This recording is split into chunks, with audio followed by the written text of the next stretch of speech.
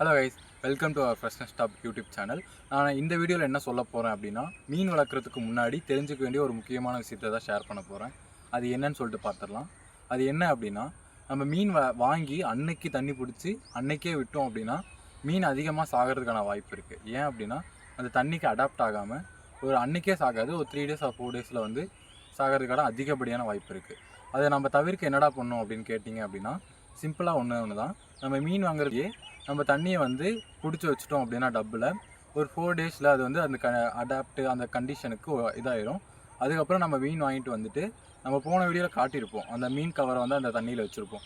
அது எதுக்காக அப்படின்னா, அப்படி வச்சுட்டு ஒரு 1 hour கழித்து நம்ம எடுத்து விடுறது மூலிமா அந்த கண்டிஷனுக்கு அடாப்ட் ஆகும். ஸோ இதை நான் எதுக்காக அப்லோட் பண்ணுறேன் அப்படின்னா, நம்ம இந்த மீன் வளர்க்க போகிற எல்லாருமே இந்த விஷயத்தை தெரிஞ்சுக்கணும். அதனால தான் நான் இந்த வீடியோ அப்லோட் பண்ணுறேன். இதே மாதிரி நான் டெய்லியும் வீடியோஸ் அப்லோட் பண்ணுவேன். இப்போ நீங்கள் கண்டினியூஸாக சப்போர்ட் பண்ணுற மாதிரியே இதுக்கப்புறமும் சப்போர்ட் பண்ணுங்கள் கைஸ். தேங்க்யூ.